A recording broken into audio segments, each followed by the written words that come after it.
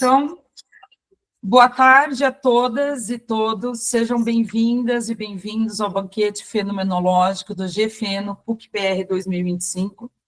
Neste ano, pensando em contribuir com os debates contemporâneos, a proposta é investigarmos um tema que é incontornável, o tema da identidade.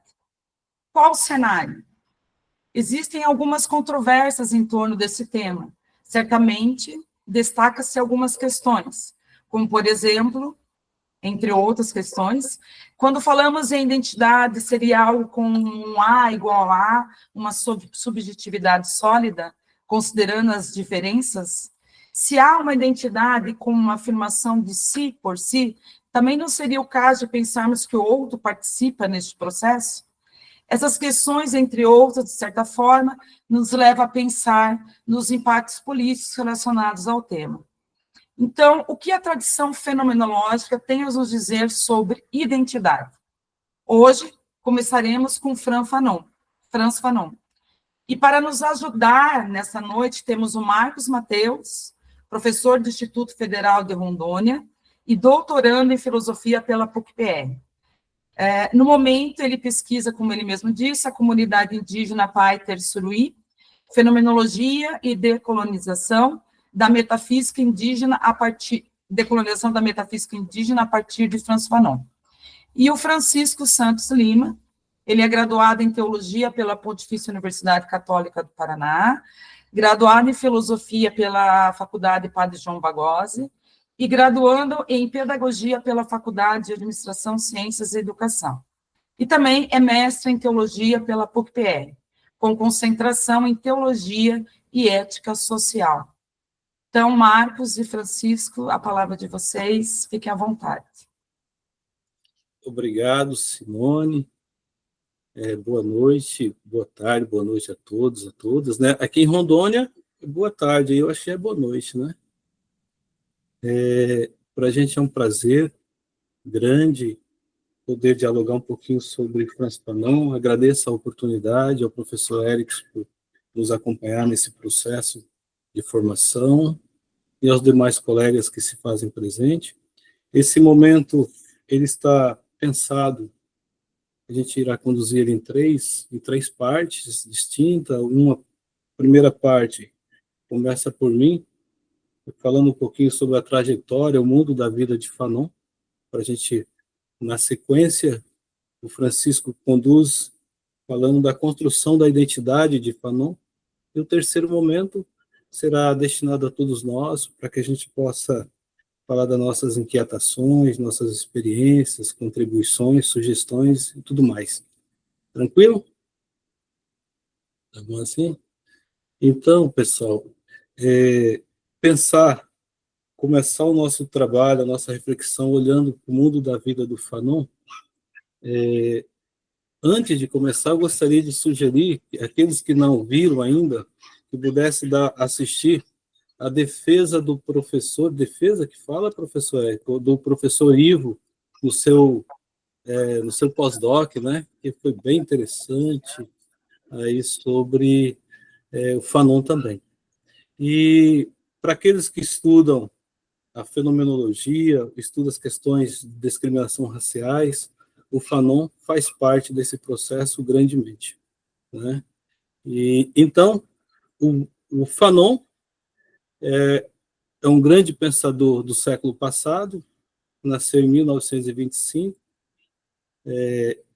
numa cidade forte da França, na capital Martinica, né? Na Martinica, e nasceu em um lugar bastante interessante, poluído pela diversidade cultural, né? Onde ser branco fazia parte da vida de todos os que estavam ali, para estar nos pilares primeiro da sociedade. E desde os primeiros dias de vida, o Fanon ele já presenciou essa diversidade cultural. Mas antes eu queria dizer para vocês que nós deixamos um material para que vocês pudessem acompanhar o nosso diálogo.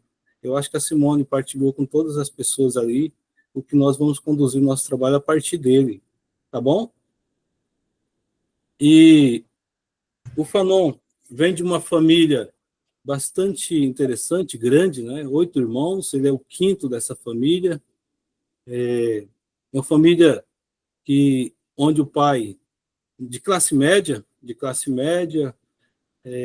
tinha bastante influência na questão educacional. Os pais estimulavam sempre os primeiros lugares para que estivesse na escola estudando, não se contentasse somente com o que era dado, mas buscasse um pouco mais daquilo que os professores ofereciam. E nesse processo, ele já não cresceu em um ambiente onde a brancura era simbólica, era apresentada como modelo de civilização e progresso. E na escola, o principal agente dessa colonização subjetiva ensinava desde cedo que ser francês era o caminho. Então, eu sou francês, né? Ensinada nos primeiros dias de lições na escola onde Fanon frequentou e todos frequentavam. E ser negro era sinal de atraso, de inferioridade e de vergonha. Então, esse contexto moldou os primeiros dias de conflitos identitários de Fanon. E o desejo, então, de ser reconhecido como cidadão francês, esse desejo inculcado pelas instituições coloniais, e a recusa estrutural que essa mesma sociedade operava contra o sujeito racializado. Essa experiência na Martinica revelou a Fanon a construção de uma identidade negra como ausência. A ausência da história, da cultura legitimada, do reconhecimento simbólico. Então, a Martinica, para a gente entender esse local, tá saindo uma outra fala. Alguém está com o microfone ligado ou é só o meu aqui? Tá. A Martinica, ela era classificada como as pessoas nas questões econômicas, na escola e no exército. Logo o Fanon percebeu isso, essa diferenciação entre as classes, entre o branco, o mulato e o negro. O branco sempre no topo. E a economia na Martinica era interessante, porque ela era a monocultura. A banana e a cana-de-açúcar era o forte na época na região da Martinica, onde as pessoas plantavam. E quem conduzia isso? Era considerado os becs, ou seja, os brancos, os franceses, que estavam sempre à frente, conduzindo esse trabalho. Então, Fanon cresceu nesse mundo social profundamente estratificado, onde os brancos metropolitanos ocupavam os topos das hierarquias, e a população negra sempre estariam excluída, estariam mais distante. Além disso, eu já falei da economia, que era marcada por essa questão da monocultura, e a experiência. Então, Fanon percebeu logo cedo, ele sofria com o preconceito silenciado desse racismo em questão da pele das pessoas, né? Esse é o mundo da infância do Fanon. Quando a gente vai para a leitura do Job, que é o irmão do Fanon, que ele escreve um livro chamado Fanon, meu irmão, né? Ele conta bastante essa história da infância dele e das dificuldades que eles passavam e a vontade que eles tinham de se superar e de criar caminhos que pudessem fizesse o diferencial deles nesse movimento. Então, Fanon, com essa paranoia que estava enfrentando ali, ao ser jovem, ele então pensa em ajudar. A segunda parte, que eu vou falar da Segunda Guerra Mundial, em 1943, o Fanon ele se alista, ele vai servir o exército, né? Alistou na França Francesa Livre, em busca de... ele acreditava na causa justa contra o nazismo. Então, esse ideal de liberdade estava presente na vida do Fanon, e ele foi. Porém, automaticamente, lá ele consegue perceber a contradição que existia, o racismo colonial francês, ele permanente e profundamente enraizado dentro do exército.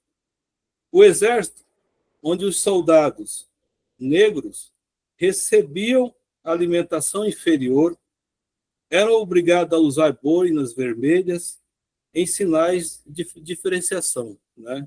Então, o Fanon começa a ver isso também, essa contradição. E o Fanon teve a percepção que não era um desvio, que não era um desvio. O sinal que eles estavam vendo ali, mas era um engajamento estrutural, esse racismo, da modernidade ocidental. Esse racismo estava dentro do exército, estava dentro de todos os lugares que frequentava. Então, ele viu que estava um verme ali corroendo por todos os lados essa diferenciação da pele, da cor das pessoas. Então, é preciso combater isso. Então, a desigualdade era uma desigualdade global que existia. Era preciso fazer uma ruptura com essa narrativa francesa. E é o que o Fanon busca fazer nesse processo, né? Então, ele começa a denunciar os paralelos entre o colonialismo e o nazismo, ambos baseados na hierarquia raciais e na negação da humanidade e do outro. Então, e aí o Fanon, lá na Segunda Guerra, ele presencia todas essas questões, o Fanon, ao mesmo tempo em que colocava como o bastião da civilização contra a barbárie nazista, mantinha e perpetuava o sistema de dominação que desumanizavam os povos da colônia.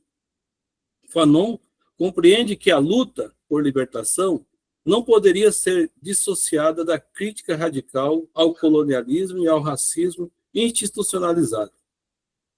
E aí o Fanon diz: toda vez que um ser humano for aflorar a dignidade do espírito, toda vez que um ser humano dizer não a uma tentativa de escravizar o seu semelhante, eu me associarei com o seu ato. Então, o Fanon sempre vai fazer isso, começa a fazer essa defesa. Aqui está o despertar do Fanon para esse outro mundo que ele precisava, então, trabalhar e lutar contra essa globalização racial que existia, né? E aí o Fanon é despertado para isso na Segunda Guerra Mundial, quando está ali servindo o exército. E aí, o outro momento que o Fanon faz é na academia. O Fanon, quando está lá na academia, ele começa a perceber novamente ao estudar, ele começa a perceber o racismo dentro da própria universidade, as relações entre as pessoas, e ele percebe na pele e tem esse impacto da discriminação racial presente no meio acadêmico. Então, a discriminação é apagada desse simbolismo. E o Fanon entra na academia para estudar odontologia, rapidamente ele passa para estudar medicina e percebe esse racismo instituído dentro da própria academia, e aí o Fanon fortemente passa a estudar filosofia, psicanálise, o existencialismo, a fenomenologia, tem como alicerce para esse estudo dele Merleau-Ponty, tem o Sartre, e aí ele começa, então, a combater diante dessa formação, ele começa a pesquisar isso, essa desigualdade racial, no meio da academia na França, né? E aí, majoritariamente, a universidade era construída por brancos, e havia esse apagamento simbólico da questão negra. Então, essa violência contribuiu para que ele desenvolvesse sensibilidade às formas sutis e estruturais da violência colonial, que não se manifestavam apenas em contextos militares e políticos, mas também nas organizações das instituições do saber e do poder. E aí o Fanon começa, então, a despertar para essas questões, né? Que estava evidente como a sociedade branca impunha máscaras que alienavam o negro de sua própria identidade, né? Então, a identidade do negro, portanto, no pensamento de Fanon, era marcada por uma alienação ontológica, uma perda do ser, que só pode ser revertida por meio da luta política, existencial e epistêmica. Então, o Fanon começa... E aí, a vida do Fanon profissional na academia, como médico já, que é o Fanon na Argélia, que é o novo espaço que ele tem. Ele vai trabalhar, vai ser chefe, então, de um hospital, né, em 1953, na Argélia, do Hospital de Brist. E aí ele, olhando esse contexto colonial violento que era instalado dentro do próprio hospital, ele busca criar outros métodos que possa reconhecer, então, a subjetividade do outro, né?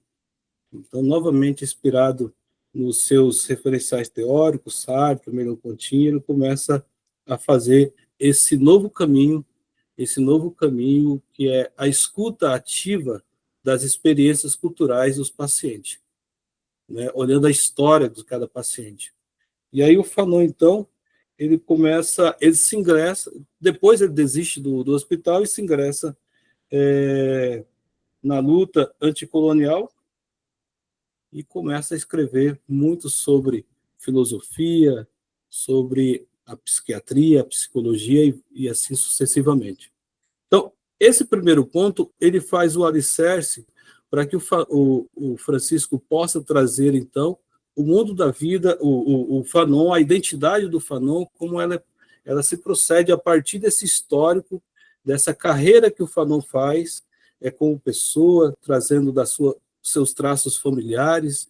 O seu avô bastante impacta, porque o avô do Fanon, quando defendia uma política contrária à que estava instalada na época, ele perdeu, inclusive, o trabalho e teve que cuidar da família, o avô paterno, do Laços do pai, em um pedacinho de terra muito pequeno, trabalhando duramente para manter a família e dar o sustento, o pão de cada dia para cada um.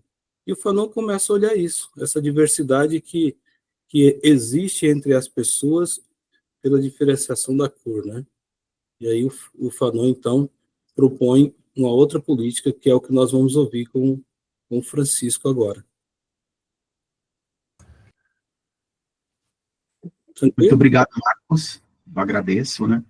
Então, esse nosso trabalho, como o Marcos bem falou no início, ele está pautado em dois momentos, né? Então, um primeiro momento foi a gente sentir a trajetória da vida do Fanon. O Marcos ali destacou 4 eixos-chave que são importantes, né? Essa dimensão do Fanon na Martinica, esses primeiros anos do Fanon. Depois o Fanon na Segunda Guerra Mundial, e aqui é muito importante porque o Fanon não se considerava negro, no sentido assim como ele vai trazer no pensamento do Pele Negra e Máscaras Brancas. É na Segunda Guerra Mundial que vai ter uma virada de chave na perspectiva fanoniana, né? No pensamento de Fanon. Quando ele retorna para Martinica, que tem contato com o Aimé Césaire, esse horizonte vai se ampliar. Aí ele vai como se fosse condecorado, né? Vai estudar na França, passa num primeiro momento em Paris, como o Marcos falou, estuda odontologia e depois vai para a Universidade de Lyon estudar ali, portanto, medicina. Cabe salientar aqui um aspecto complementando o que o Marcos disse, né? É que a Universidade de Lyon, a própria cidade de Lyon, ela era um cordão umbilical do Atlântico e também da África. Isso é muito importante aqui ser considerado. Ali era um grande caldeirão filosófico, cultural, teatral, daquele período em que o Fanon estava inserido. Porque todo esse ambiente externo vai ter uma influência muito grande no pensamento fanoniano. Outro ponto relevante que o Marcos trouxe é compreender esse Fanon, num primeiro momento de reflexão sobre o conceito de identidade dentro da epiderme, que aí elabora a sua tese de doutorado, Pele Negra, Máscaras Brancas, mas quando o Fanon vai para o hospital de Blida, Joinville, que o Marcos falou, e lá ele tem um contato com culturas muito diversificadas, étnico-raciais e culturais, esse conceito também vai se ampliando. E depois o seu próprio envolvimento revolucionário nas causas de independência do movimento pan-africano das diversas colônias franco-francesas. Então, das colônias francesas, aliás. Então, o objetivo nesse primeiro momento foi a gente trazer esses 4 aspectos para a gente compreender de onde foi moldado o pensamento de Fanon. Agora, eu estava tentando aqui colocar a tela nesse instante e não estava conseguindo. Aí eu coloquei agora, tá, vocês estão conseguindo ver, por gentileza? Tá. Então, o que o Marcos falou, né, a gente não vai ficar lendo aqui, mas a gente fez um trabalho, esse pequeno trabalho, né, e então foi a trajetória da vida de Fanon, que o Marcos falou, Fanon e a Martinica, né, o Fanon e a Segunda Guerra Mundial, esse texto vocês receberam, Fanon na França, 2 períodos, e agora, o que eu pretendo aqui trabalhar é como que se dá essa construção da identidade no Francis Omar Fanon, né? É importante aqui que o tema que nos foi proposto é compreender a identidade na perspectiva da fenomenologia, mas cabe salientar, como eu vou falar um pouquinho abaixo, que esse elemento, que essa ferramenta não foi a única para trazer a compreensão do Fanon sobre o que é a construção da identidade. Então, aqui eu gostaria de fazer algumas considerações sobre como o Fanon entende essa construção do que é a identidade. Eu não vou ficar fazendo a leitura apenas para que eu possa me nortear aqui, né? Então, é importante refletir que Fanon apresenta uma análise assim aprofundada sobre o conceito de identidade dentro de contextos racializados subjacentes ao colonialismo. É dentro desse aprofundamento que o Fanon, dentro desse contexto colonial subjacente à racialização de pessoas, que o Fanon vai fazer o quê? Ele vai utilizar 2 grandes ferramentas. Uma ferramenta é a psicanálise e a outra ferramenta é a filosofia em suas diversas vertentes. Para quê?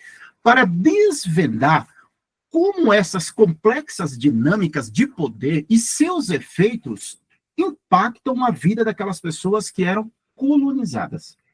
Então, aqui está, podemos dizer assim, a cereja do bolo para o Fanon.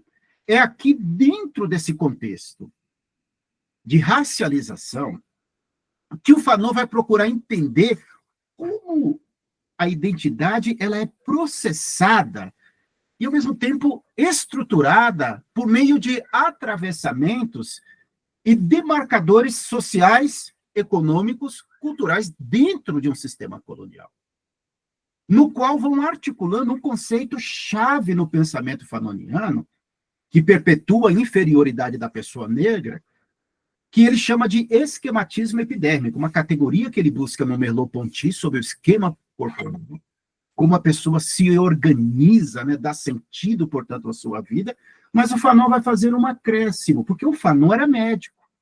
Ele vai buscar, na leitura da medicina, essa dimensão da epiderme da pele. Então, como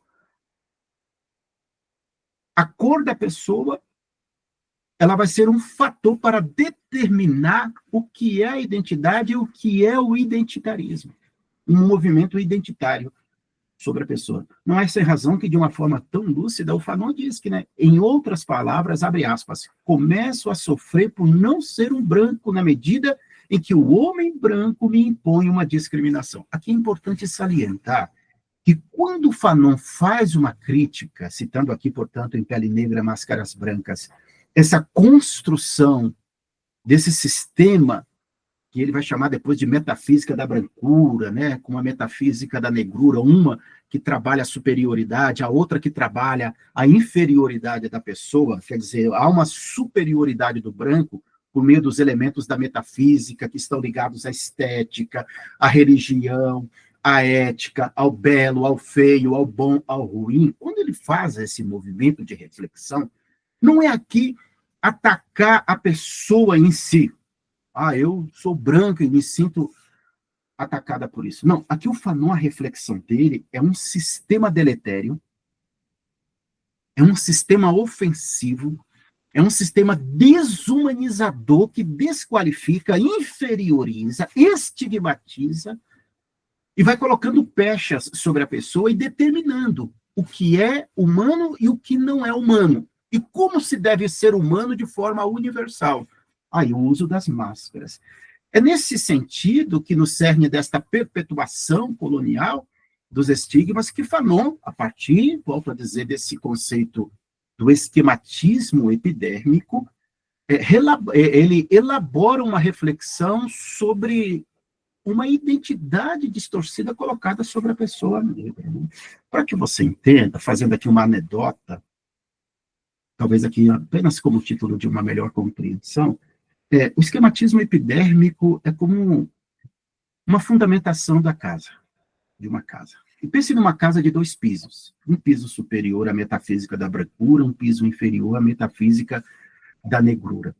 E aí eu mesmo, dentro dessas 2 metafísicas, que são um sistema que dão base para o esquematismo epidérmico, pense no reboco da casa, né? Esse reboco são as formas com as quais vai se operacionalizando a identidade da pessoa, né? E como vai se operacionalizando essa identidade? Se dentro de um contexto onde a pessoa ela não é reconhecida, aqui o reconhecimento é importante, e a identidade para o Fanon, ela perpassa por uma leitura psicanalítica, né? Quer dizer, a identidade se dá na identificação com o outro.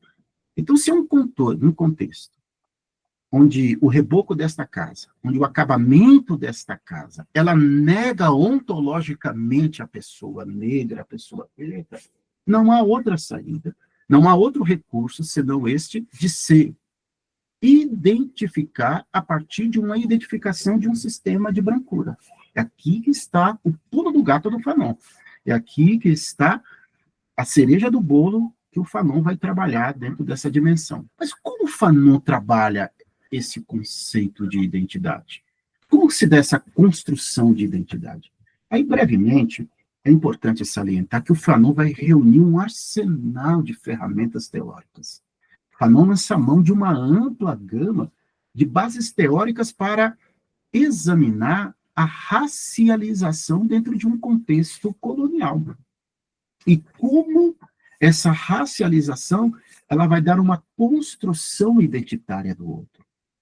Entre outras coisas, eu gostaria aqui de elencar algumas influências teóricas que Fanon recebeu para elaborar. Então, um dos primeiros pontos que a gente olha em Fanon, na elaboração da construção de identidade, nas suas reflexões sobre a pessoa negra, e qual a influência que ele recebe, uma das primeiras influências são 2 autores martinicanos, e mais ainda o movimento negro, que é o Aimé Césaire e a sua esposa, Suzanne Césaire. Os 2 tiveram uma influência muito forte, porque eram dois intelectuais e, ao mesmo tempo, artistas, que estavam ligados ao movimento surrealista. O Aimé Césaire é considerado um dos grandes surrealistas do mundo. Então, a compreensão da construção ontológica, eles vão fazer o quê? Eles vão oferecer ferramentas, vão oferecer meios que vão ampliar e ressignificar eminentemente a compreensão fanoniana sobre a construção ontológica de expressões literárias, artísticas, ressemantizando, inclusive, o conceito de negritude. Então, eu quero explicar o seguinte, que esse movimento surrealista, ele trabalha uma compreensão artística que passa pela literatura e que vai trazer uma construção ontológica que vai implicar no conceito de negritude. Porque o Aimé Césaire vai ser um dos primeiros a ressemantizar o conceito de negritude. Negri, em francês, era uma palavra pejorativa. Essa palavra, ela vai ser ressemantizada, ela vai ser ressignificada pelo Aimé Césaire. Depois, essa palavra, dialeticamente, no Fanon, ela vai trazer uma nova ressignificação a partir do novo humanismo proposto por ele. Então, aqui o Fanon tem o primeiro toque, podemos assim dizer, uma primeira influência daquilo que vai da base teórica para o seu aprofundamento acerca do conceito de identidade. O movimento negro. Fanon, quando vai estudar em Lyon, ele tem contato com o movimento negro, que era muito forte lá, sobretudo entre os intelectuais e escritores negros. Esse movimento começa a fazer uma crítica muito grande ao pseudo-humanismo racista que permeava a produção de conhecimento, colocando, portanto, nesse permeio a visão de um ser humano universal, lembrando, sustentado por aquele sistema de uma metafísica branca. Então, o movimento negro vai oferecer também ferramentas para Fanon. Suzanne e Aimé, a gente já falou, né? Eles vão ali trazer as reflexões a partir do movimento surrealista e vão ressignificar o conceito de negro, né? Até o Aimé Césaire com Leopoldo Ségur, que era presidente, se não me engano, do Congo, em 1930, funda um movimento intelectual com uma revista que se chamava O Estudante Negro, né? Então, aqui eu gostaria de destacar esses 3 pontos, né? O movimento negro, o Aimé Césaire e a Suzanne Césaire. Um outro aspecto relevante, onde Fanon reúne elementos para elaborar o aprofundamento sobre a construção da identidade em contextos racializados, que é a psicanálise. O Fanon, como eu falei, vai estudar, o Marcos muito bem pontuou, ele estuda medicina e psiquiatria na Universidade de Lyon. Na Universidade de Lyon, Fanon tem contato com a psicanálise. Por que a psicanálise era tão forte ali em Lyon? É importante salientar que é um deslocamento ali, por causa da Segunda Guerra Mundial, de psicanalistas da Alemanha para a França. Porque muitos destes psicanalistas, eles eram de linha marxista. E a Universidade de Lyon, que era um grande caldeirão intelectual, cultural, multiverso, podemos até dizer assim, né, multifacetado, palavras do momento ali, acolhiam esses intelectuais. Agora, o Fanon tem um contato com a psicanálise, e a psicanálise vai ter um contato com o Fanon. Fanon, sobretudo, na psicanálise, ele vai reunir esses elementos psicanalíticos, as teorias da psicanálise, para fazer uma investigação em diversas áreas, elaborando categorias sobre as experiências sociais e formas de sociabilidade. Então, o Fanon tem contato principalmente com a psicanálise freudiana, lacaniana, e aqui tem uma psicanálise que é importantíssima e é pouco falada em Fanon, que é uma linha psicanalítica que vinha pelo viés marxista, pelo Jacques Tosquelles, principalmente. O Fanon, que foi um dos orientadores, foi professor do Fanon. O Tosquelles, ele vinha de uma linha psicanalítica na Espanha, ele é expulso da Espanha por se envolver em movimentos em organizações sociais de defesa da vida e da dignidade humana, e ele vai ser professor de psicanálise na Universidade de Lyon. A psicanálise de Tosquelles vai influenciar fortemente Fanon na criação de um conceito que a gente chama de sociogênese. O Tosquelles, diferente do Lacan e diferente do Freud, o Freud fazia a filogenia, que era uma análise, uma investigação no indivíduo. O Lacan, principalmente, na operacionalidade da linguagem, né, nos lapsos linguísticos, mas o Tosquelles vai ampliar.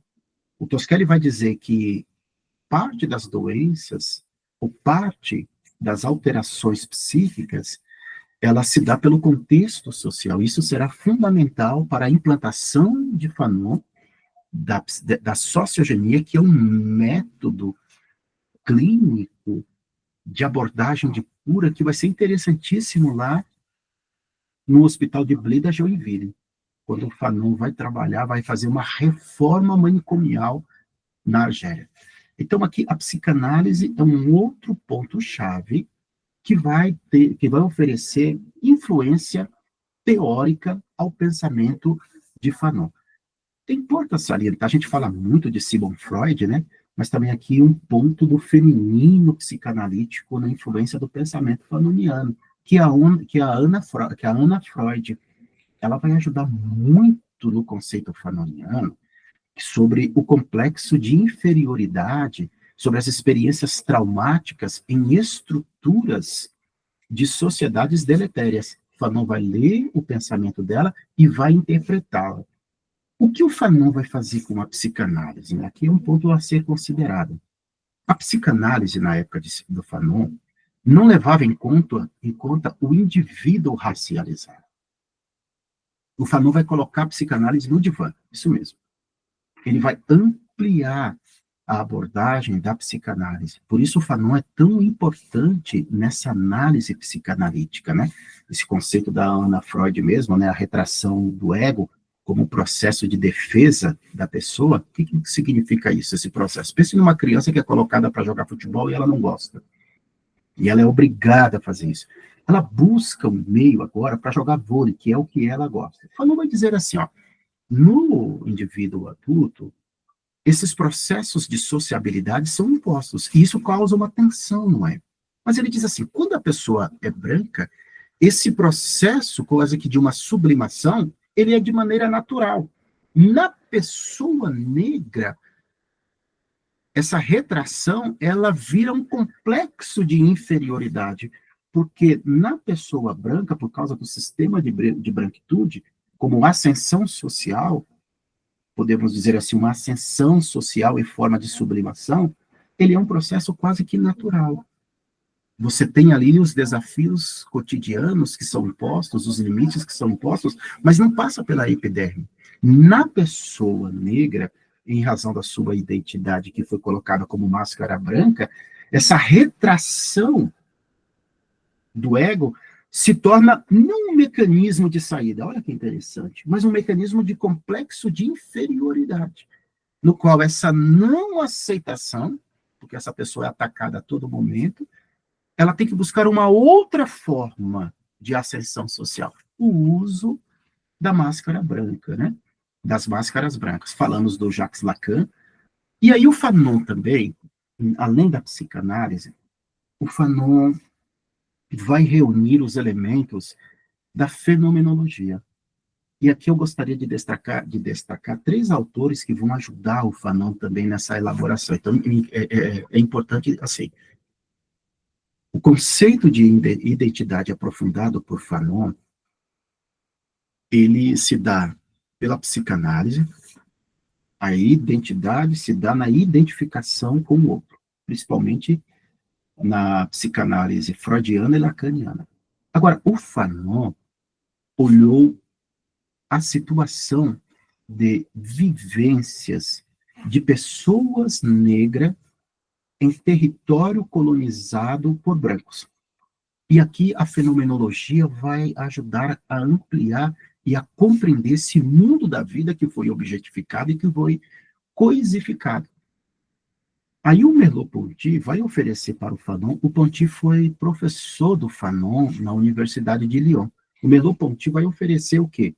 A ferramenta dessa dimensão da corporeidade e do corpo, sobre a subjetividade. Agora tem um ponto a ser considerado aqui no Merleau-Ponty, que o Fanon vai avançar. É que o Merleau-Ponty faz uma reflexão sobre a subjetividade do corpo. e como vai se moldando essa identidade. Mas o Fanon é alguém que fala em si, a partir de si, de um corpo que foi objetificado e de um corpo que foi coisificado por um contexto de racialização. Isso é muito importante. O Jean Paul Sartre e a Simone de Beauvoir, o Fanon, eu quero destacar aqui, que vão ajudar o Fanon depois nos processos, principalmente sobre o conceito de liberdade, né? Esse conceito de liberdade que é moldado na existência e que se humaniza nas relações e nas interfaces humanas, como uma luta de libertação. Serão importantíssimos. Sobre a Simone de Beauvoir, curiosamente, o Fanon, ele não cita ela diretamente. Mas, por outro lado, o Fanon, ele reúne, ele mobiliza as categorias de existência para entender ali aquela questão de essência, né, como modelos pré-moldados que precisam ser superados, que eram reflexões da Simone de Beauvoir. Então, a gente fala muito do Sartre, da influência do Fanon, mas hoje há autores que sustentam que a Simone de Beauvoir, muito embora não citada por Fanon, ela foi muito mais influente. E ela tinha um carinho muito grande por ele. Permitam-me aqui, neste momento, daqui a pouco eu vou falando da identidade, mas nesse livro aqui, A Força das Coisas, no capítulo 11, na página 574, ela, de maneira basilar, faz um elogio maravilhoso a Francis Zobar Fanon. Ela diz assim, num encontro entre Fanon, Simone e Sartre, em Roma. Fanon já estava doente, já estava com câncer, e ela diz assim, olha, conversamos, Sartre, eu e Fanon, uma boa parte, adentramos noite. E ela diz, dotado de inteligência aguda, extremamente vivo, Fanon demonstrava um humor irresistível. Explicava, fazia comédia, interpelava, imitava, contava, e ela termina, tornava presente tudo o que evocava. Então a gente percebe aqui o quanto a Simone de Beauvoir ela foi influente no pensamento de Francis Zobar Fanon. E aqui, para fechar, a gente também não pode deixar de compreender quando o Fanon vai trazer a compreensão do que é a identidade, outras ferramentas que se abrem como janelas, né, que vai sendo assim, onde as janelas, isto eu quero dizer, da fenomenologia serão fertilizadas também pela dialética, tanto hegeliana, o Fanon vai trazer o conceito de reconhecimento, essa identidade, ela precisa ser reconhecida. Mas o Fanon vai acrescentar que tem que ser um reconhecimento recíproco, onde eu recolho nesse outro humano que está nele e ele recolhe em mim o humano que habita a minha existência, sem uma dimensão hierárquica. Ele vai acrescentar. Então, essa categoria hegeliana vai ajudá-lo bastante. E aí, unindo esses elementos, o marxismo, a teoria hegeliana, as várias janelas fenomenológicas, Merleau-Ponty, Sartre, a Simone de Beauvoir, ali também a psicanálise, suas várias vertentes, o Fanon vai aprofundar esse conceito de como se dar essa construção. Então, o Fanon, ele trabalha essa dimensão. E como se dá essa questão da identidade? O Fanon argumenta que a identidade ela é um processo dinâmico que emerge da identificação. Então, aqui é importante isso no pensamento fanoniano. E essa identidade para Fanon, aqui ele usando a teoria lacaniana, ela é uma representação simbólica que se dá no tecido das relações sociais e que vai estruturando a forma como a pessoa se percebe, quer dizer, a identidade é como eu me percebo, e, ao mesmo tempo, eu sou percebido, atravessado, portanto, pelo olhar do outro. Nesse sentido, para Fanon, a identidade ela não ocorre de maneira isolada. Ela é necessária uma relação com o outro. E aí esse outro aqui, o Fanon busca tanto no Merleau-Ponty, mas também ali no Sartre, com aquilo que não é ele mesmo. Aí o Fanon, lá no início do Pele Negra, Máscaras Brancas, ele vai dizer assim, ó, que, usando primeiro a psicanálise, ele vai dizer assim, o eu é sempre o branco, por causa desse sistema de brancura, de reconhecimento, que é reconhecido como eu. E ele vai dizer, o negro é sempre o outro. É sempre um outro. Há uma certa, como dizia Grada, como diz Grada Quilomba, na obra Memórias da Plantação, ela diz assim, há uma categoria, ela cria uma categoria de que é a outricidade. Então, ele não é um outro branco. Ele não é esse eu. Há, portanto, aqui uma subalternidade. Nesse contexto, essa identidade que é colocada sobre esse outro, que na verdade é um eixo identitário, que Fanon vai chamar de máscaras brancas, ela não passa de uma ilusão subjetiva. Ela é um ato que vai desnaturalizando a pessoa dentro de uma ordem, dentro de um contexto racial. Ela vai criando um corpo, né, sobre esse outro epidermizado, dentro de uma hierarquia social. Portanto, aqui, quando se torna esse corpo epidermizado, é um corpo, portanto, que tem como marcador visível a cor da pele. E como ponto de partida, a organização de sistemas que são opressivos. Então, é nesse contexto que essa percepção desse eu, dentro de um mundo racializado, vai influenciar o quê? As construções raciais, cuja crítica o Fanon vai fazer em relação a isso. Então, dentro desse movimento, o Fanon identifica o quê? Ele vai identificar que essa identidade que é encapsulada por um processo identitário de máscaras brancas passa, portanto, por um mesmo processo onde há uma interdição desse reconhecimento da pessoa.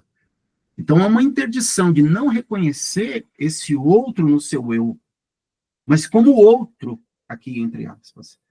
Essa dinâmica, ela opera uma violência simbólica que destrói a identidade do colonizado. E aqui é muito importante, porque nesta obra que o Fanon escreve, O Pele Negra, Máscaras Brancas, é como se dá essa operacionalidade que vai encapsular a identidade de uma pessoa racializada. Aí o Fanon vai fazer uma primeira análise, se dá na linguagem. Na linguagem. Você mata a linguagem de um mundo da vida, de um determinado grupo, e impõe outra, como na Martinica. A língua francesa que se impõe sobre o crioulo. O Fanon, depois, na Argélia, ele vai ampliar o conceito da identidade e ele vai perceber que esse molde, que essa cápsula, esse encapsulamento, que essa máscara, ela não se dá apenas na epiderme da pessoa preta, mas ela também está permeada nos elementos da cultura. Da cultura.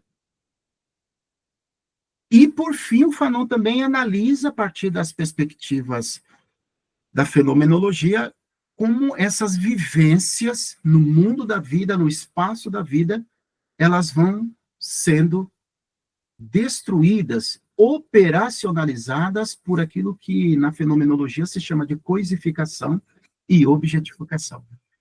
Então, essa é a reflexão sobre a construção da identidade no pensamento de Fanon. Ela se dá na identificação com esse outro, e como essa identificação, segundo Fanon, ela vai sendo pautada. São essas considerações que eu trouxe aqui para vocês, né? E aí agora a gente abre para uma conversa, o Marcos vai retomar aí, se alguém, né, Mas são esses pontos relevantes que eu destaquei para vocês. É uma pergunta ainda, desculpa aqui, é uma pesquisa preliminar, né? Ainda tem outros aprofundamentos que a gente vai avançar. Francisco, legal.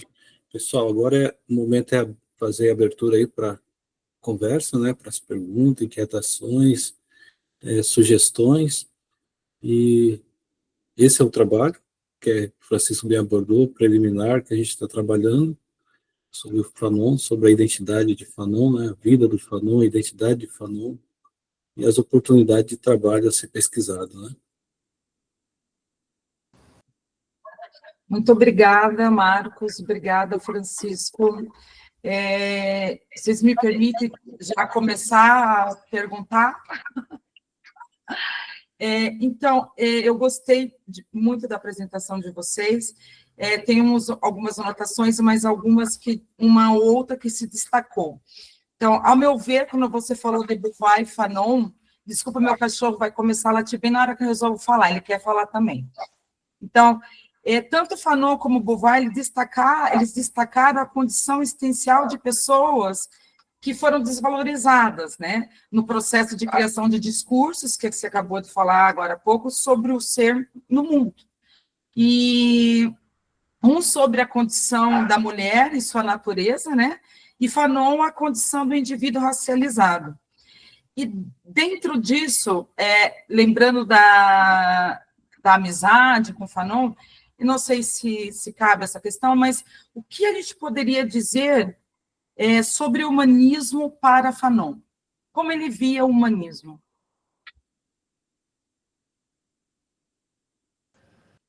O humanismo é importante assim, ó, existem 3 eixos-chave que o Fanon vai desenvolver na sua pesquisa, que é o esquematismo epidérmico, tá? Que seria essa fundamentação que dá ao sistema de brancura, que vai ali vai ser vertido na linguagem, na ética, no belo, no feio, na religião, entre outras coisas. Então, o Fanon, para que você entenda o que é como ele chega a esse novo humanismo, o Fanon diz assim, que é preciso romper com esse esquematismo epidérmico, né, que vai encapsulando sobre a pessoa racializada máscaras que vão legitimando e vão perpetuando esse sistema de desumanização. Agora o Fanon diz assim, ó, que para romper esse sistema é preciso um reconhecimento recíproco. Aí ele vai no Hegel. O Hegel trabalha o reconhecimento na sua filosofia do espírito. O Fanon vai dar um avanço. Parece-me que, ainda estou aprofundando, mas no Hegel, depois o professor Erickson pode trabalhar um pouquinho melhor, parece-me que no Hegel esse reconhecimento se dá pela questão institucional, assim, pense, é um professor, suponhamos um advogado. O Fanon vai trabalhar o seguinte, que para romper o esquematismo epidérmico, por isso que não pode ter hierarquia de reconhecimento, ele tem que ser recíproco. Aí olha que interessante, supera o epidérmico, permeia-se pelo reconhecimento recíproco, e aí surge esse novo humanismo para o Fanon, que é um humanismo sem hierarquia racial. Um novo humanismo proposto pelo Fanon é um humanismo que implode as instituições deletérias que mantêm o esquematismo epidérmico para fazer surgir, por meio do reconhecimento recíproco, este novo ser humano. Então, aqui é preciso, portanto, por isso que a Simone e o Sartre vão oferecer bases para ele, porque ele compreende também que esse esquematismo epidérmico está dentro de um essencialismo metafísico, com padrões pré-estabelecidos, sobre o corpo daquele que é racializado. Por isso que eu falei, ele não cita diretamente, mas ele mobiliza as categorias de Simone. Entendi. E, Francisco, uma segunda questão, parece, daí você me corrija, por favor, que a recepção da esquerda em terras brasileiras, lá por os anos 1950, não rendeu a pele negra, máscaras brancas, a atenção que deveria, né? Passou despercebido. Você pode comentar, de repente, o porquê disso? É importante, assim,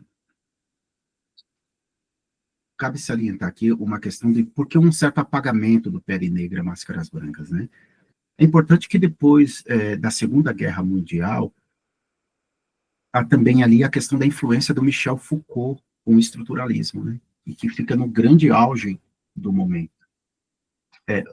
O Pele Negra e o Máscaras Brancas, eles vão ser retomados depois, quando, pela influência de Sartre e de Simone de Beauvoir, principalmente, a obra se torna uma ferramenta para movimentos de independência pela via da libertação.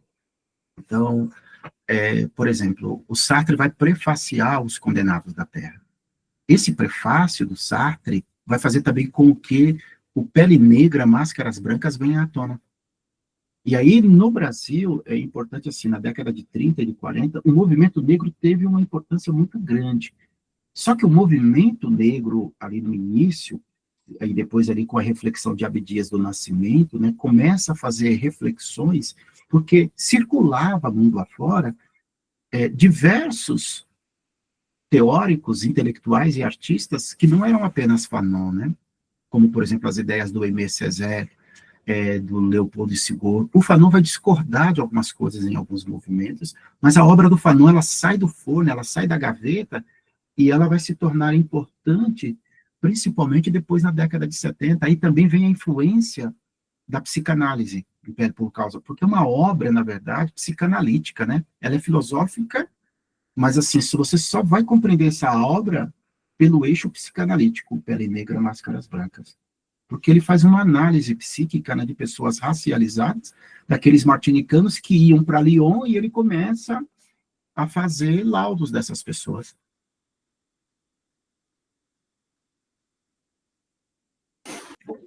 Tá, bom, posso falar alguma coisa aí? Bem rapidinho, assim, eu estava anotando aqui bastante coisa que vocês falaram. Primeiro, obrigado aí pela apresentação de vocês. Acho que vocês foram muito felizes em começar pela narrativa do Frantz Fanon, né? Tem algumas explicações de que geralmente não dá certo recorrer à vida para explicar a obra, tá certo? Que geralmente não dá certo, né? Mas no caso do Fanon, vida e obra são meio indissociáveis, sabe? Então, se apartar a obra do Fanon da vida dele, compreender a obra um pouco sem alma, de maneira fria. E você tirar a vida na compreensão, a obra da compreensão da vida dele, é tentar compreendê-la meramente como um drama subjetivo, a vida dele. E ela não foi um drama pessoal subjetivo, ela foi... Acho que o Marcos falou bem, o Francisco complementou, é um grande drama existencial que deu origem a essa filosofia que a gente conhece, tão potente e atual, né? Até porque o Fanon termina, né, ele tem aquela prece que ele fala no Pele Negra e Máscaras Brancas, né, que a própria filosofia dele é uma confissão do seu próprio corpo, né, daquilo que ele experimentou, de todas as narrativas. Então, acho que essa implicação da vida e a obra não cai em nenhuma forma de subjetivismo, nem uma forma de psicologismo, ao contrário. Acho que é quase que uma exigência metodológica da leitura. Até porque a noção de esquematismo epidérmico, ele nasce de uma experiência da pele própria. Então, se a gente fala no conceito de corpo próprio em Merleau-Ponty, talvez a gente possa, né, aprofundando um pouco aquilo que o Francisco também falou, sobre a noção do corpo do ponto de vista mais significativo como categoria filosófica do corpo, como vivência, como experiência, né? Se a gente fala em corpo próprio na filologia, a gente pode falar da pele própria, né? E a pele própria remete mais a uma experiência concreta do sujeito. Então, achei que vocês foram muito bem aí nas colocações, em toda a reflexão. E o Francisco mostrou muito bem, né, como o Fanon é um filósofo rico de muitas intersecções, tanto com o movimento negro, com a Aimé Césaire, com a própria fenomenologia, com a própria psicanálise, né? O Fanon, ele é um encontro de vários saberes, né? Então, se encontra agora, recentemente, a gente ressalta uma fenomenologia no Fanon, mas as pessoas já falavam de uma sociopsicologia, né? Numa crítica da história, né? Numa teoria política, numa filosofia de matriz africana, né? Então, numa psiquiatria, então você encontra no Fanon essa coisa muito próxima do intelectual francês clássico, dos grandes intelectuais franceses da tradição francesa, que conseguiam fazer filosofia dialogando com diferentes ciências, diferentes áreas, incorporando esses discursos na formulação do seu tema, do seu problema, da questão que ele está analisando, né? E o Fanon conseguiu isso, né, agenciar diferentes discursos em torno de uma filosofia. Tem um detalhe que foi falado do tema identidade, e eu vou um pouco ficar bem rapidamente nisso. E o tema identidade, ele é um tema muito complicado do ponto de vista filosófico, né? Ele é um tema difícil, assim, é um tema fundante da filosofia, né? A gente sempre precisa entender que a filosofia começa por um problema de identitário, né? Se a gente pegar os dois grandes pré-socráticos, né, o Heráclito e o Parmênides, eles estão fazendo uma discussão sobre questões identitárias, né? Todo problema de definição conceitual, de razão, de certeza, de verdade, ele sempre é um problema de significação ou de posse de uma certa identidade. A filosofia, assim, é uma tradição da história da filosofia que consagra ela como um pensamento racional na medida em que ela navega nas diversas incursões, ela tem nos diversos sinais da diversidade, da bagunça, do caos, e ela consegue dar ordem a tudo isso, ela consegue dar uma identidade, ela consegue ver, de uma certa maneira, identidade na diferença, né? Então, esse é o discurso filosófico que arranja sentido na diferença, não é isso? Né? Que ele consegue localizar no meio da aparência disforme em reencontrar o sentido único.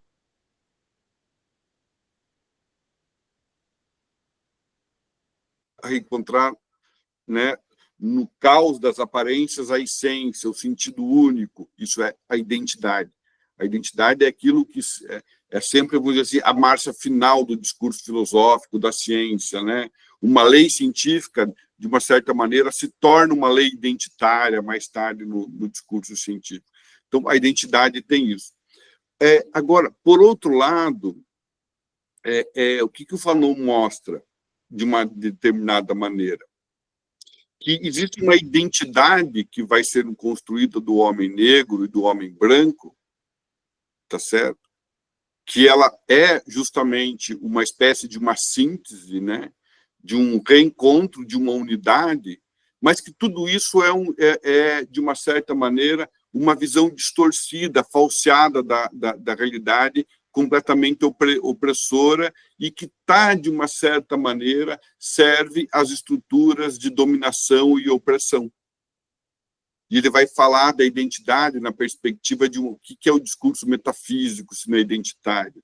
Ele vai falar da metafísica da negrura e da metafísica da brancura, né? Então, tem um detalhe que eu não sei como que vocês pensam nisso, quando a gente fala do Fanon, esse filósofo que, de uma certa maneira, se ele recupera ou tenta recuperar uma perspectiva identitária do homem, do ser, eu acho que ele tem um passo muito importante antes, que é a desconstrução de todo o discurso identitário. Sobretudo quando ele é pensado na perspectiva do que ele vai chamar o que é a metafísica da brancura, que ele vai inaugurar, que é um tema importante lá do Pele Negra, Máscaras Brancas, né? É todo o ideário do homem branco construído, né? A gente trabalhou isso já em outros momentos, é construído desde determinações sociais, históricas, de poder, questão fundamentalmente de uma estetização do corpo, estetização da pele, etização do corpo, moralização, né, que vai colocar a brancura como, por exemplo, como um modelo significativo, identitário, né, do homem no seu passo mais avançado, ou Fanon vai dizer, mais distante da natureza, né? O que é a metafísica da brancura? É o homem separado, distante da natureza, que rompeu de uma vez com todas, com aquilo que o Fanon vai criticar, com a nossa com o nosso parentesco com a natureza, com os símios, com tudo isso, né? E o europeu branco vai construir esse discurso apoiado na filosofia, na psicanálise, numa teoria da história. O que é a metafísica da negrura se não é construída por todo o sofrimento, por toda a opressão, né? Por todas as relações de dominação, de imposição, né? Que vai fazer com que a mulher negra e o homem negro forgem uma identidade sobre si, que é absolutamente negação de ser, negação de humanidade, né? Então, eu fico pensando, e nessa negação, que está, por outro lado, construído pelo discurso que o Fanon vai falar, que é a animalização desse ser, que encontra a metafísica da brancura, retira o homem da natureza, transcende ele em relação à natureza. A metafísica da negrura condena o homem à natureza, como se viver na natureza fosse, de uma certa maneira, uma condenação. O condenado da terra é aquele que está condenado à terra, à natureza, às agruras, à miséria, que é incapaz de transcendê-la em direção a uma identidade, né? Então, eu gosto de pensar, no final, isso é um problema, viu, Francisco e Marcos, porque o Fanon vai falar no humanismo, e é o tema do Ivo, a gente discutiu bastante, a gente entrou em várias discussões com isso, né? Mas a gente discutiu, no final a gente escreveu que o humanismo fanoniano é não identitário. E que ele daí, nesse sentido, que ele me parece bem importante. E por que é interessante discutir isso, né? Porque hoje a gente também vive, de uma certa maneira, nos movimentos sociais, em vários momentos, uma apologia da ideia de identidade, como uma perspectiva mesmo de recuperar uma autenticidade, de ser libertária, né? Mas quando começo a ler o Fanon, do jeito que a gente se apropriou dele, do jeito que vocês apresentaram, né, uma questão para a gente pensar, me parece que a ideia de identidade, o Fanon há um discurso completamente desconstrutivo de qualquer essencialismo, de qualquer identitarismo, né? E aí a pergunta é, como que um autor que desconstrói noções identitárias, noções essencialistas, pode ser importante para um movimento que é um movimento que busca se reafirmar a partir de uma certa identidade, né? Parece que tem um paradoxo aí, tem uma contradição. Não sei se eu me fiz entender, mas eu gostei muito aí da fala de vocês, e essa é uma questão que não sei se tem resposta agora, tal, mas que ela é muito importante. Tá? Mas obrigado, viu?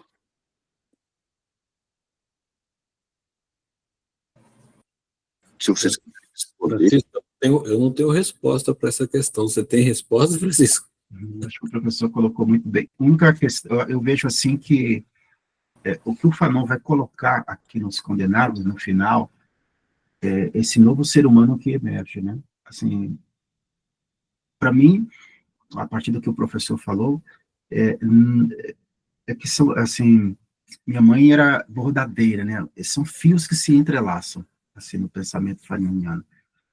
Então, assim, como eu falei, esse novo humanismo que o professor, que vai dar base a essa identidade, como ruptura de um identitarismo, ele inevitavelmente tem que passar por essa questão de um reconhecimento que seja recíproco. E aí o Fanon, aqui no final, ele fala dessa implosão desse identitarismo e assim também uma implosão e uma eclosão, né? Isso, um surgimento de um novo humanismo, quer dizer, de uma identidade que volta ali, assim, aquele, como se fosse uma identidade que voltasse àquele mundo da vida.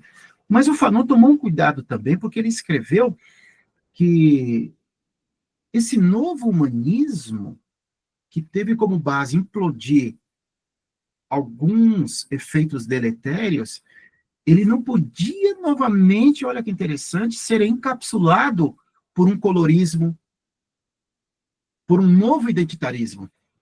E ele até fez uma crítica, assim, para que tomasse cuidados em relação a essas dimensões, porque também aquilo que foi criticado, né, como dizia Santo Agostinho, eu vou trazer uma categoria da teologia que não tem nada a ver, né, mas o pecado que eu critico pode ser o mesmo que eu cometo, né? Aquilo que foi criticado e que foi desconstruído, o Fanon diz assim, pode se tornar um outro eixo metafísico identitarista.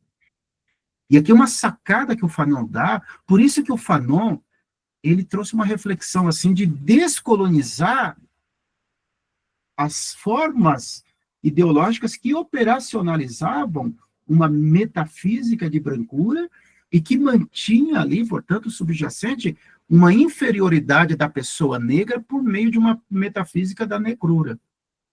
Que aí você tem que eliminar tanto uma contra a outra. Mas, assim, para o Fanon, o surgimento dessa pessoa que rompeu com a sua racialidade e assume, portanto, a sua identidade no ser, né, porque no Fanon, no Pele Negra, Máscaras Brancas, ele vai falar que é uma negação ontológica. Né? A metafísica da brancura, ela nega esse outro ontologicamente. Mas o que eu acho legal no Fanon é o perigo, agora, do Francisco moldurar um novo tipo de metafísica que vai comprometer esse novo humanismo. É um desafio bastante interessante, mas por isso que, para mim, o Fanon deixou ali um liame, né?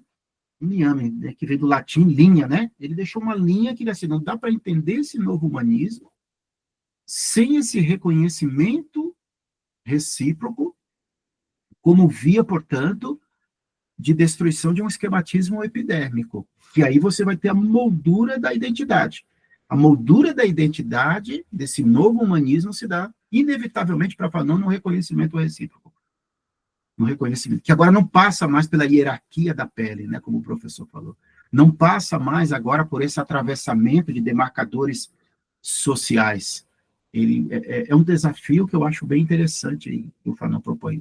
É uma leitura que eu trouxe aqui, não como resposta, né, o professor trouxe outros elementos aí, igual eu falei, assim, é uma compreensão ainda preliminar.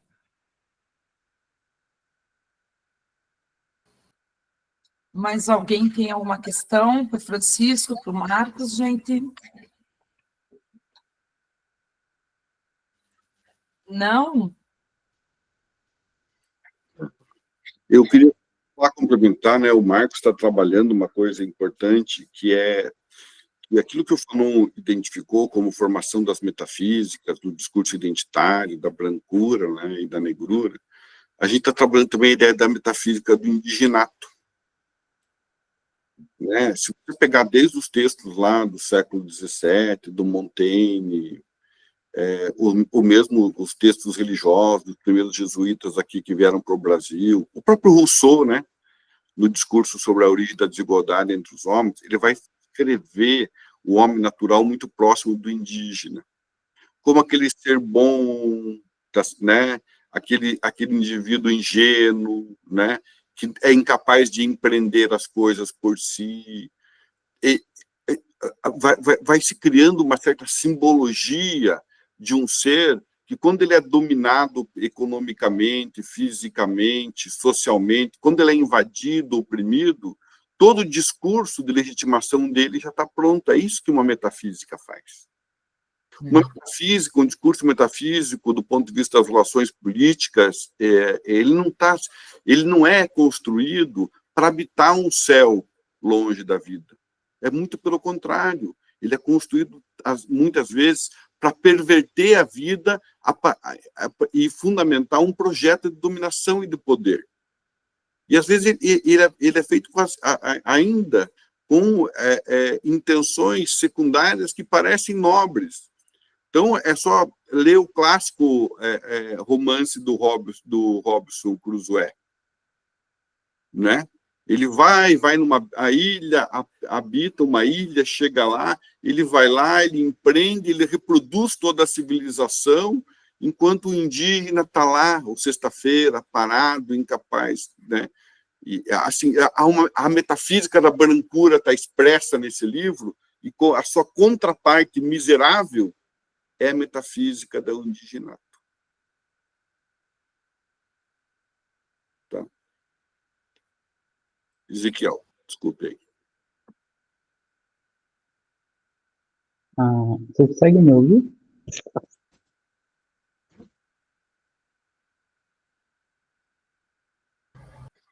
Sim, Ezequiel, a gente está te escutando. Então tá bom. É porque eu uso a internet do celular, eu não consigo ver vocês muito bem. Não sei também se vocês conseguem me ouvir bem.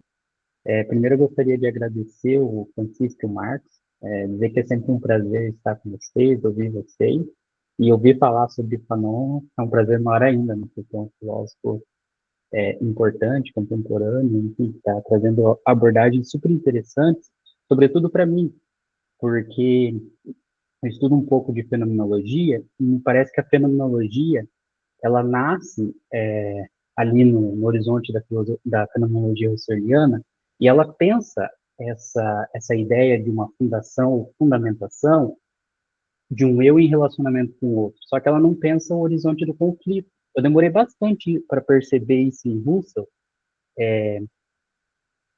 e assim, não quero ser injusto com o Russo, porque ele não é um filósofo que vai discutir sobre política, mas é um ponto importante para a nossa época e que é uma ausência no pensamento husserliano, e que, coisas como o Fanon, eu acho que tem uma abordagem muito interessante nesse sentido e que demonstra um tipo de fenomenologia, talvez tanto mais atual do que aquela fenomenologia no seu estado mais rudimentar com Husserl, que pensa agora as relações constitutivas de um eu em relacionamento com o outro, a partir da ideia de um conflito, e vocês vão apresentar isso muito bem, né, a partir da ideia de que a subjetividade, ela é atravessada por uma construção, né, identitária desse relacionamento de um eu com o outro, um relacionamento conflituoso, onde dentro da filosofia fanoniana, o negro seria sempre um outro, né?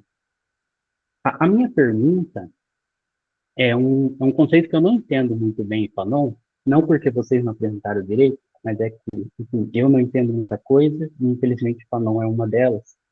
É a ideia de uma metafísica da brancura, porque eu queria entender o teor da crítica do Fanon nesse sentido, porque quando eu penso em metafísica, no âmbito da filosofia, eu penso que existe um princípio que vai fundamentar um sistema, e desse princípio eu vou poder deduzir todo o próprio sistema discursivo da filosofia, onde as partes vão fazer sentido porque vão estar estruturadas nesse princípio. O Erickson colocou agora aqui, né, que um discurso metafísico é construído para fundamentar relações de poder na política, e são relações, vamos dizer assim, perigosas, né? E essa ideia da fundamentação, ou em russo, uma fundação, de uma metafísica. Então, a partir de um princípio, você tem ferramentas, operadores conceituais para fundamentar, ou fundar, como você vai dizer.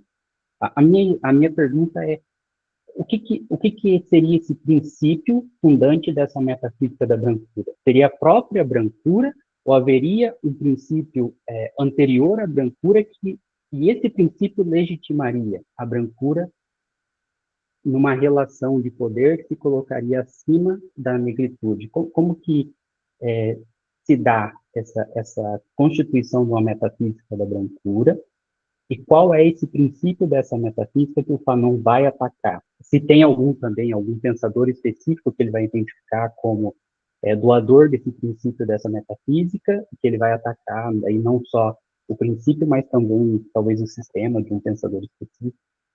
Obrigado, menino.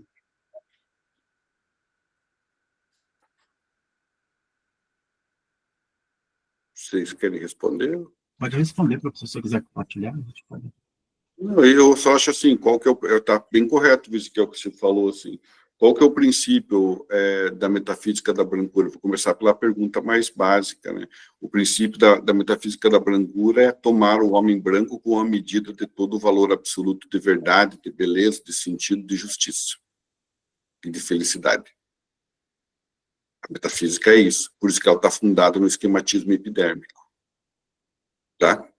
E esse é o princípio que funda, e a partir desse princípio de que toma o homem branco como o valor de toda, como o sentido fundante, o centro, a referência de toda a verdade, beleza, sentido e justiça, é que eu posso construir todas as relações, ou posso fundamentá-las em todas as relações.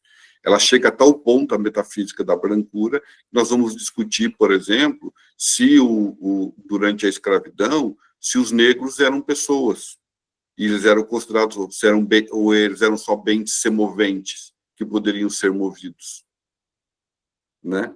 Se discutisse os indígenas tinham alma, né? De como vai discutir o Bartolomeu de Las Casas, os indígenas, curiosamente, vão vendo todos os brancos chegando lá, uniformizados e com capacetes, armaduras, tal, vão jogar os soldados brancos no rio para ver se eles tinham um corpo, porque, né?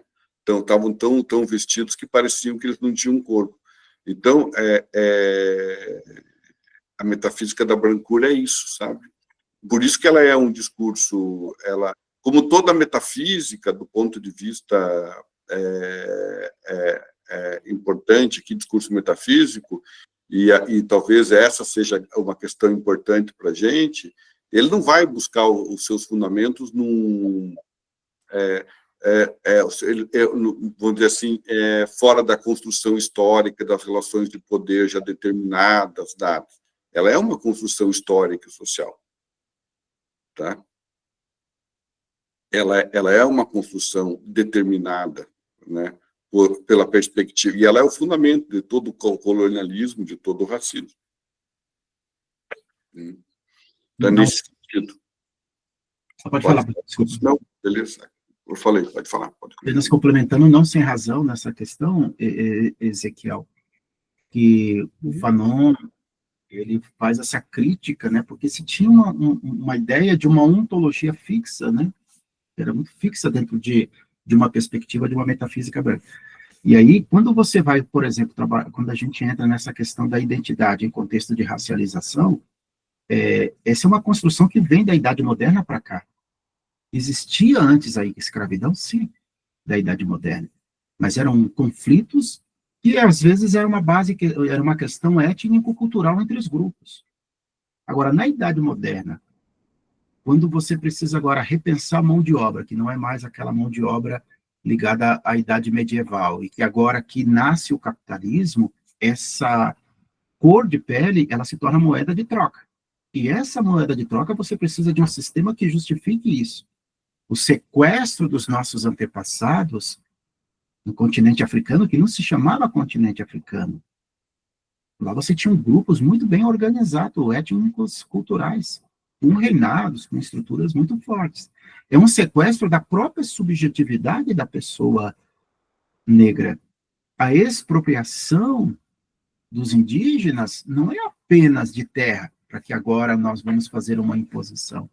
É uma expropriação também da própria ontologia da pessoa. Então, quando o Fanon faz a sua reflexão, ele se debruça sobre esse sistema que estava organizado do ponto de vista numa construção que perpetuava-se na história, mas que estava subjacente, aqui também não dá para compreender o Fanon na identidade, sem os disparos econômicos desse capitalismo selvagem que ele criticou nesse contexto.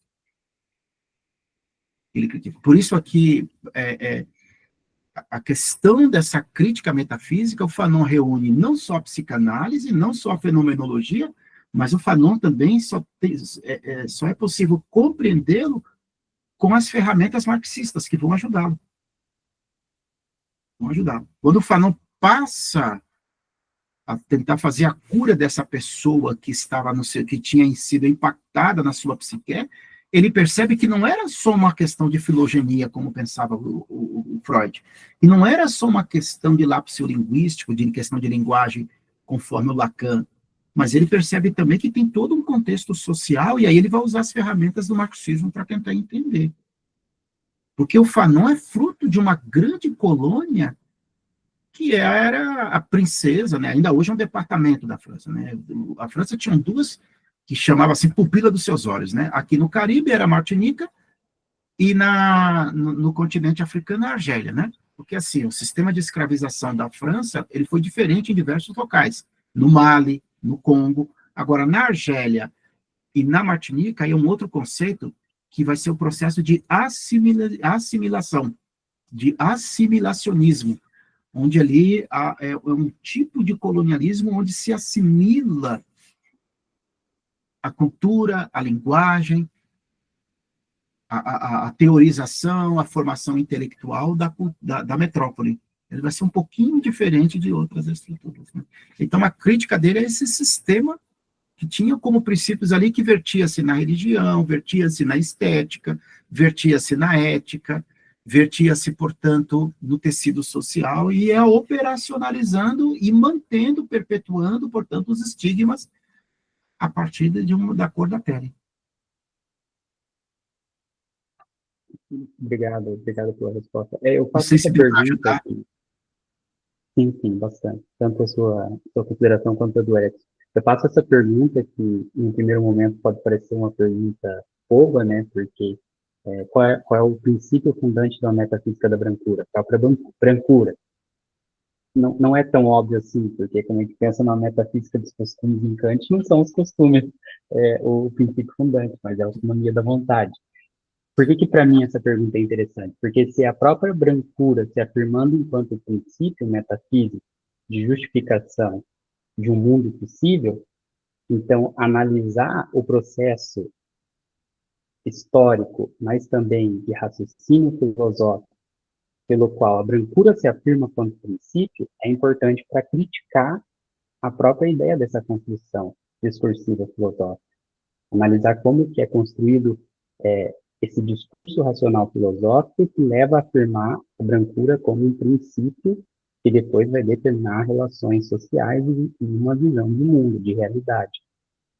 E aí, assim, o pouco que eu conheço da história, eu sei que tem narrativas teológicas, científicas, que vão colocar essa tensão entre conceito, talvez ultrapassado agora, entre raças, né?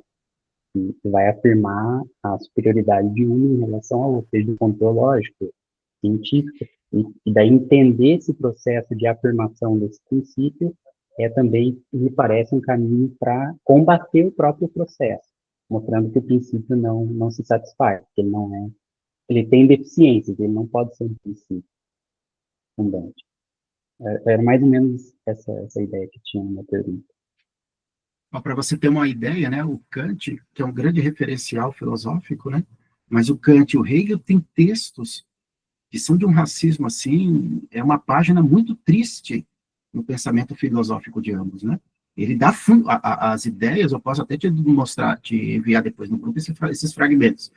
Eles vão ter textos, assim, que são deletérios, a partir daquela questão do fenótipo e do genótipo, né, essa questão do genótipo da pessoa negra, né, o nariz, os traços, as características, né, depois o fenótipo, a questão da cor da pele, e que aquilo vai dar base também numa linha da psicanálise, né, de Antonio Porrot, que era um psiquiatra que tinha uma influência enorme no pensamento psicanalítico francês, né, e que dizia que o crânio da pessoa negra era um crânio inferior a um crânio, portanto, numa disfunção, e era um crânio que tinha uma anomalia em relação à pessoa branca.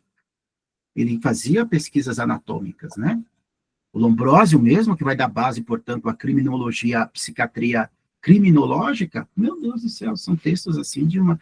Então, você tem ali toda uma base, né, que quando se diz essa metafísica, era esse grande sistema que vinha por meio de teóricos, por meio, como volto a dizer, da estética, por meio da ética, por meio da religião, dizia, religião boa é essa, o candomblé não presta, a religião boa é aquela, a umbanda não presta, e assim você vai dizendo, né, sucessivamente. A cor branca é o belo, a cor negra é sempre símbolo de representação de feiura, né? Então, isso perpetuou, estigmatizou, né? E o Fanon vai bater de frente em relação... E aqui eu quero terminar assim, dizendo que não existiria o colonialismo sem esses disparos econômicos subjacentes desse capitalismo selvagem, e não existiria, portanto, capitalismo, colonialismo sem a escravidão. Os três estão intrínsecos na reflexão de Fanon.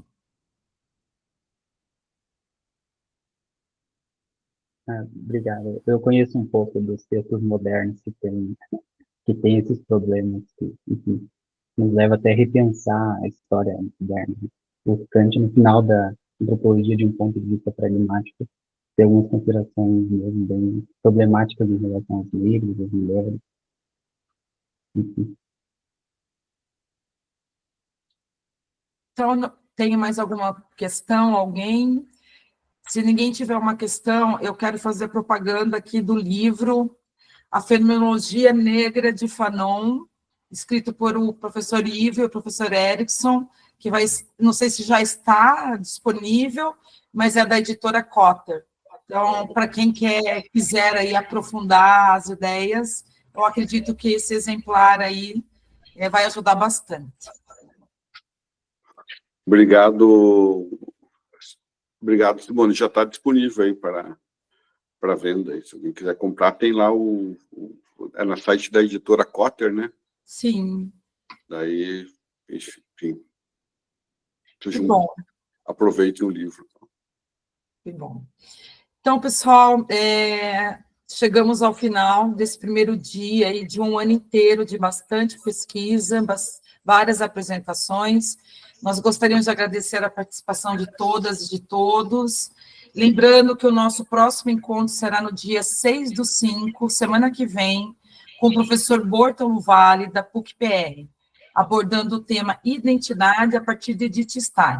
E eu digo para vocês que este encontro é uma oportunidade de escutar a voz de um professor que é uma sumidade em Edith Stein. Então, muito obrigada e até a próxima semana. Bom descanso. Obrigado, gente. Tchau, tchau. Parabéns aí, Francisco e Marcos, pela fala. Obrigado. Tchau, tchau. Gente, tchau, não parabéns. deixe de vir na próxima semana, hein? Por favor. Sim. Tchau, tchau. Estaremos aqui. Um abraço, gente. Tchau. Tchau.